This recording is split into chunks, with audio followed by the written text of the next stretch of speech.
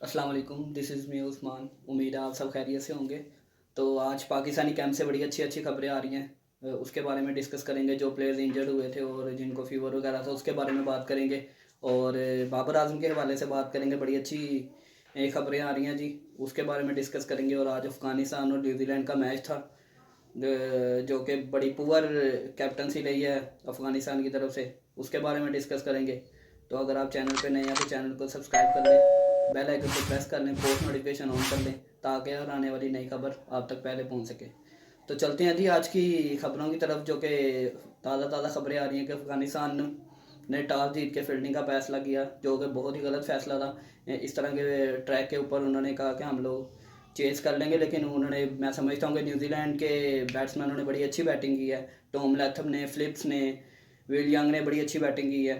उन्होंने शुरू में उनका टॉप ऑर्डर से एक प्लेयर ओपनर चला उनका, लेकिन उसके बाद मैं समझता हूँ कि पूरी जिम्मेदारी के साथ अफगानियों ने शुरू में पकड़ लिया था, उनको 4 आउट कर लिए थे।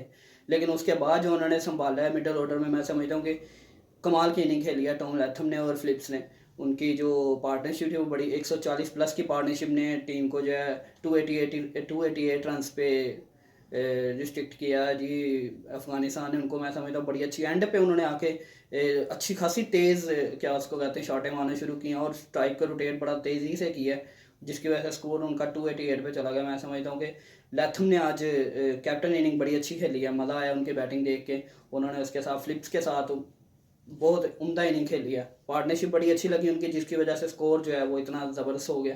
Poor captaincy, poor fielding, 4 catches आज अफगानियों ने छोड़े हैं और बड़ी गंदी बॉलिंग रही है उनकी।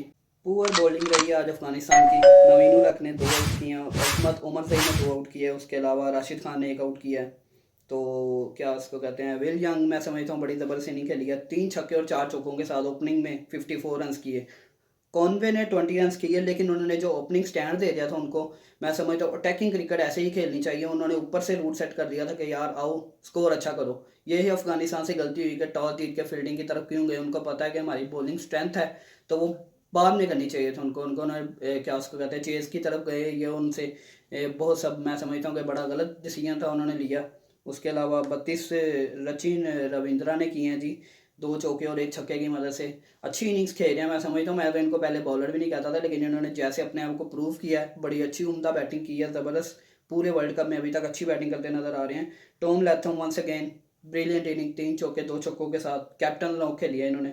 उसके अलावा फिलिप्स ने 71, चैपमैन ने एंड पे आके जो ज़बरदस्त किस्म के 4 चौके और 4 छक्के मार के, सॉरी, 2 चौके और 1 छक्के मारे हैं ना जो इन्होंने, कमाल की नहीं खेली है। ये इनके जो 25 रन से वाइटल थे, एंड पे आके उन्होंने, मैं समझता हूँ, आखिरी 3 4 5 ओवरों में पासा ही बदल पलट के रख दिया। स्कोर इतना इनका नहीं था होना, लेकिन इन्होंने, मैं कहता हूँ कि आखिर एंड पे आके ना हार्ड हिटिंग शुरू किया, और जिसका इनको बहुत बेनिफिट हुआ है कि 288 जब रन अफगानिस्तान के बोर्ड पर लग गए तो उनसे चेज़ करना मुश्किल हो गया।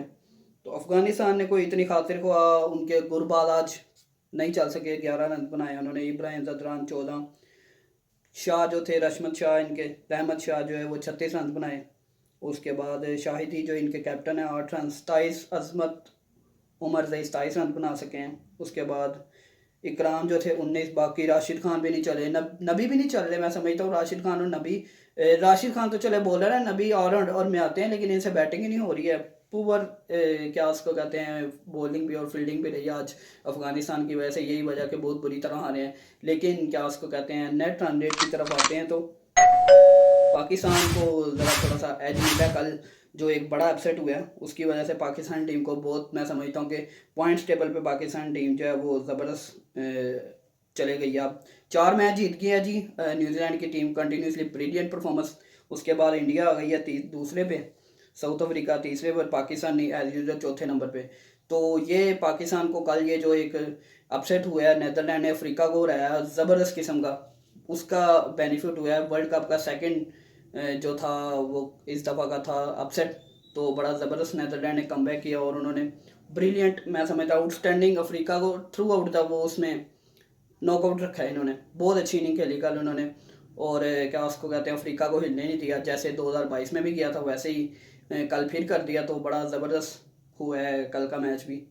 तो चलते हैं जी आज की दूसरी बड़ी खबर की तरफ। पाकिस्तानी कैंप से जो आ रही थी खबरें, शाहीन शाह अफरीदी माशाल्लाह से रिकवर कर गए हैं। अब्दुल्ला शफीक जो हैं वो रिकवर कर गए हैं। उन्होंने शाहीन शाह ने तो आज पूरे रिदम के साथ अपनी बॉलिंग की है और स्पीड से बॉलिंग की है। मज़ा आया कैंप में, आज उन्होंने प्रॉपर प्रैक्टिस की है।